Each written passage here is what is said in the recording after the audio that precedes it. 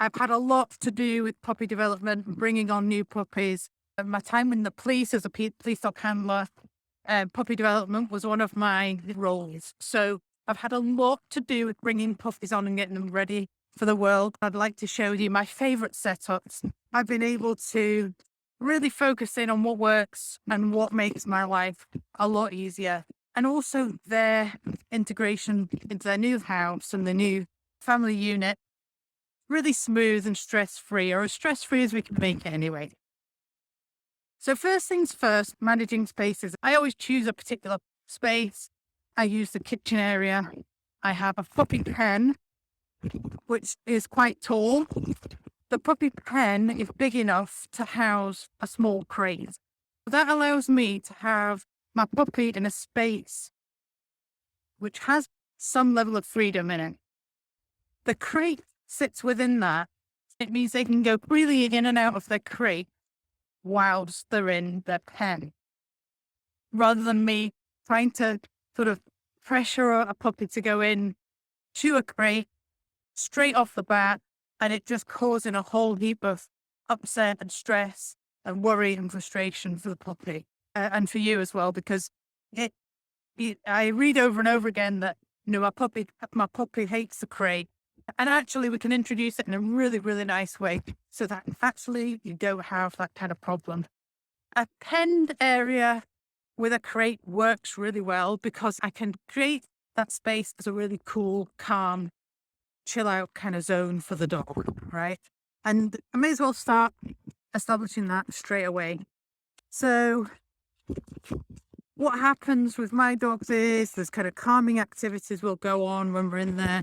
There'll be games to help them learn how to love the crate and love the pen. So puppies really need maximum supervision. You can't really leave them to their own devices because they will get into trouble. They'll pick things up that they're not really supposed to pick up. They'll maybe get into places you don't want them to get into. But essentially, if you can make your area that they're living a really nice, safe space, safe as you can, because there's hazards all over the house, but safe as you can. As long as you're there, the puppy can have freedom to kind of roam while you're there. But if you have to leave the room for any reason, giving them the full freedom and the full scope of access to that room at a very early stage is probably not the best idea, because they will get themselves into trouble. You end up kind of returning maybe a few minutes later with either something shredded or something chewed. You get stressed out, give the puppy into trouble, and actually it's totally avoidable, because if you've got a puppy pen, you can pop them in there, close the gate. They've still got freedom to roam in there, and they can go in the crate if they want. But you could give them a handful of their breakfast or their lunch or their evening meal. Scatter it in there, and they can go and sniff about and just chill out while you go and make dinner or whatever it is. But it means that you're not having to watch everything all the time. It takes a huge amount of stress out of the equation. So a puppy pen and a crate is a great option. A great thing about a small crate is when you go to collect your puppy, you can actually collect them and let them travel back to your home in the crate. It's a nice safe space. You can put a lovely jumper in there with perhaps your scent on it that you've worn maybe the day before. You can make that as a little bed. And it's a great start to helping your dog settle into what's a really quite a stressful event, moving from what has been their home for the last sort of 7 or 8 weeks, maybe even a little bit more, to a brand new family, away from the rest of the litter and away from their mum and away from what they've begun to know. It's a big leap. It's a big jump for them. Let's make it as stress-free as possible, as nice an experience as possible. That crate can then be the crate that goes in to your puppy's pen. But equally, if you ever travel in a car, or if you're traveling in a friend's car and you want to bring your dog with you, it's great to be able to teach them that the crate is a cool place to be and a calm place to be.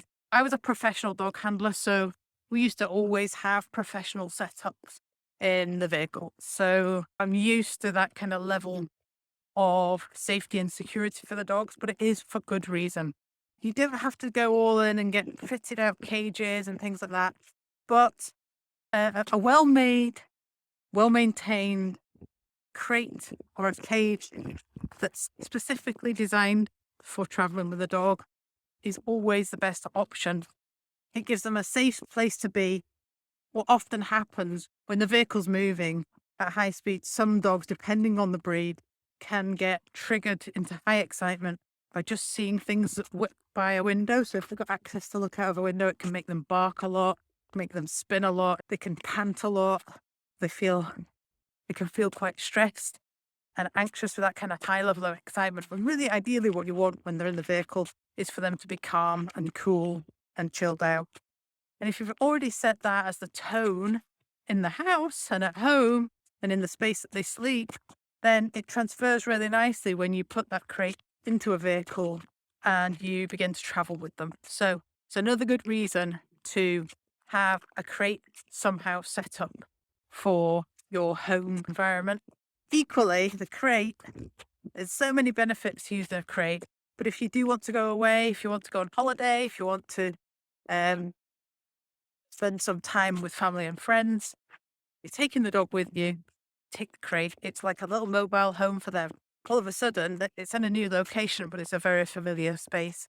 So that can make taking your new dog to a brand new location and they can settle in a lot easier than if they sort of kind of like sort out where they are and in a new place and they're like feel a bit stressed and they don't settle very well. So crate's great for that. It's a familiar, chilled out, calm space. We've got loads of cool games that you can play with a crate, which can help establish that in a really fun way. The next thing you might want to include to manage the spaces at home, I always recommend your new puppy doesn't have full scope to run around just every aspect and every angle and every room of your house. Having full access to an entire house for a new puppy is just majorly overwhelming. My experiences show me that actually just expanding their kind of orientation of your new house, one space at a time, expanding it just that little bit by an extra little space. If my dogs then go into the hallway, they've got access to a set of stairs. I don't want them going up and down stairs at that age. So a baby gate at the bottom of the stairs is always good. Or a baby gate just on the kitchen door so that when we are in the kitchen, they stay in the kitchen whilst they just build the confidence over the first few days because there's plenty in our kitchen to adventure and experience. So one room and then over the next few days, letting them explore into another room and then another couple of days, they can explore maybe into the living room. And bit by bit, we start to expand access to the house and to the living areas and to the spaces of what go. So you don't have to rush in, just letting the dogs have full access. It's really, really exciting when a dog comes home. If you've got kids, it's more exciting for them and they want to take them in their room and they want to play with them. But it's really overwhelming. Before you know it, you've got a young puppy who is stealing things from the kids' room. They're running riot everywhere and it's just chaos. So if you want to start off with a little less chaos and a little more structure, there can be a big benefit. It doesn't have to be really, really strict structure, but it's got to be a structure that fits into your day and that suits you. Socialization is a big part of what you'll read up or having new dog, new puppy. To just really simplify things, just look at socialization as being cool with the world. So our dogs need to just build confidence with the world, with you, with the family, with life. All these things. It's all about building confidence. And that's what socialization really is. Just integrate them into your life and let them experience a little mini adventure every day, something a little bit new. And something a little bit new can be really, really simple. We might think of it as something really complicated, but it could be really, really simple. Something new might be the washing machine going on. Something new might be the Hoover being pushed around the living room carpet. Something else exciting and adventurous might be a small journey in the vehicle, in your car. Another adventure might be being left alone for just a minute or two in their crate and then all these things are big adventures. You've been let off the hook that you don't have to try and get your dog exposed and introduced to all these different things in a short space of time, the first 16 weeks or whatever. Take your time with it. Take them out with you.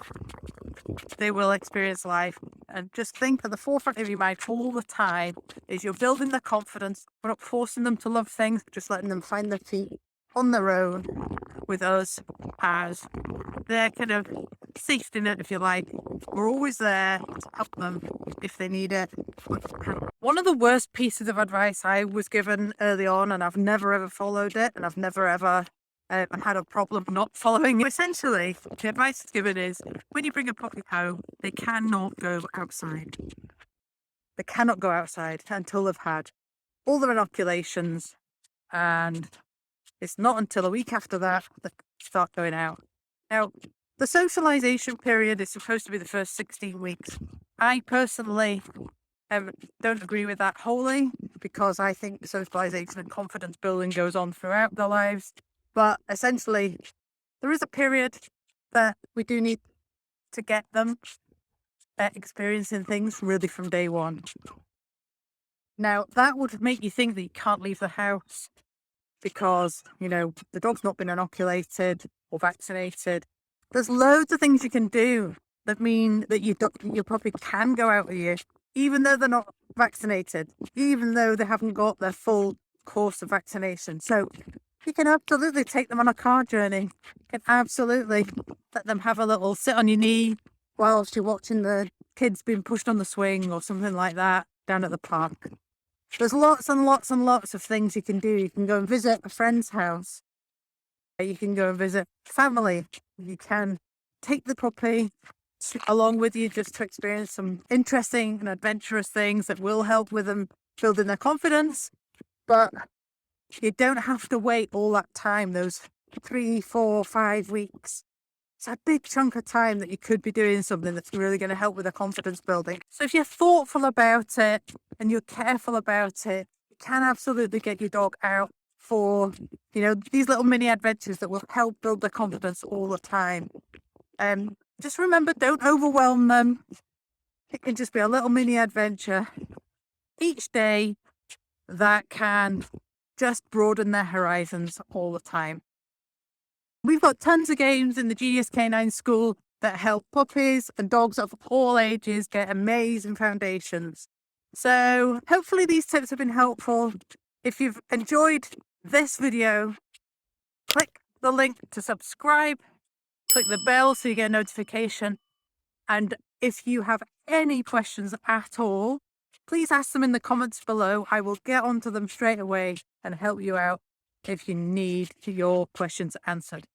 Okay, I'll see you in the next video.